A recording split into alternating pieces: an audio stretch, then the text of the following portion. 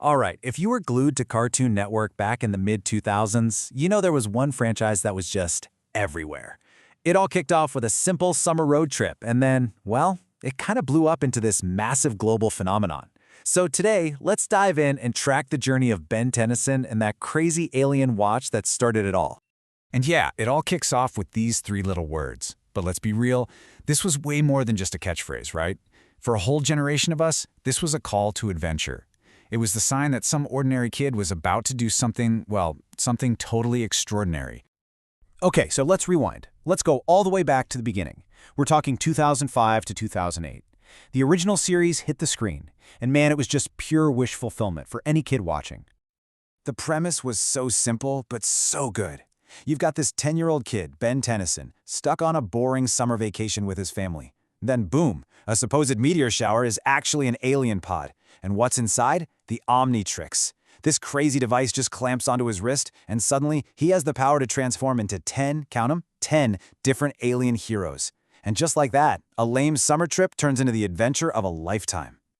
But here's the thing, Ben wasn't flying solo. The real heart of the show? It was this trio. You've got Ben, the confident, maybe a little immature kid hero. Then there's his cousin Gwen. She was definitely the brains of the outfit, and we start to see she has these latent magical powers. And of course, Grandpa Max. He seems like your typical grandpa, right? Nope. Turns out he's a retired member of a secret intergalactic agency called the Plumbers, who basically police alien stuff on Earth. It was this family dynamic that kept the whole wild sci-fi adventure totally grounded. So a few years go by, and the franchise does something really, really smart. It actually grew up with its audience. This next phase, which covers both Alien Force and its follow-up Ultimate Alien, just took the whole story in a way more mature direction. And that was such a clever move, It kept all the original fans hooked right as they were hitting their teen years. And you can really see that shift right here. Ben's not 10 anymore, he's 15. That fun action comedy feel of the original series, it's gone, replaced by this darker, more serious sci-fi drama vibe. Even the Omnitrix got an upgrade. It recalibrated, giving him a whole new set of, honestly, way more powerful aliens.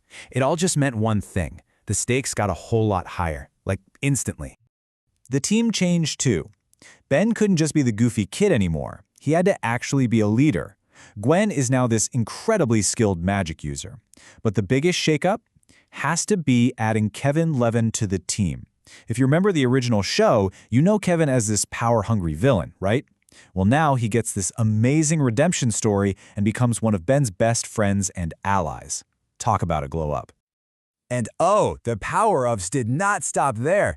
In the next series, Ultimate Alien, Ben gets the Ultimatrix. Now this is where things get really wild. See, this wasn't just about getting new aliens. No, this let him evolve his current aliens into these ultimate forms. We're talking their absolute peak evolutionary state. It made them so much stronger, so much more dangerous. The power level just shot through the roof.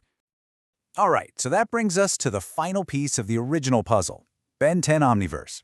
Now this series, it was different. It took a big swing with a totally new art style and kind of went back to a lighter tone, almost like a nod to the first show, but while still trying to do its own thing.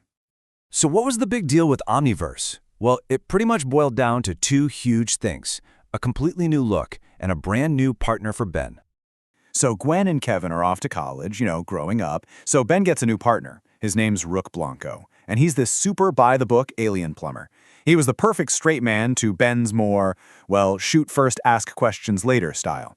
And the way they told the story was different too. They started jumping back and forth in time, showing us 16-year-old Ben's current missions, but also flashing back to missions from when he was 11 that we'd never seen before.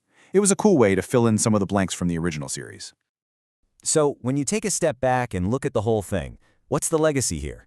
I mean, it's so much more than just a cartoon, right? I mean, think about it. We're talking about 4 main series. That's a single continuous story that ran for almost a decade. We literally watched this kid go from a kind of jerky 10-year-old on vacation to a full-blown 16-year-old hero defending the entire universe. And that core story, it became the launchpad for this absolutely massive global franchise. We're talking sequel series, like the 2016 reboot. We're talking movies, both animated and live action. Dozens of video games, comic books, heck, even a Lego line. The point is, this thing wasn't just a hit cartoon. It was a legit media juggernaut. And you can still feel that impact today, for sure. So there you have it, the evolution of Ben 10. From a kid on a road trip to a hero of the cosmos. It really makes you think, especially if you grew up watching.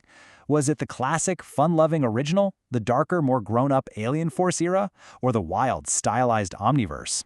For you, which one was your Ben 10?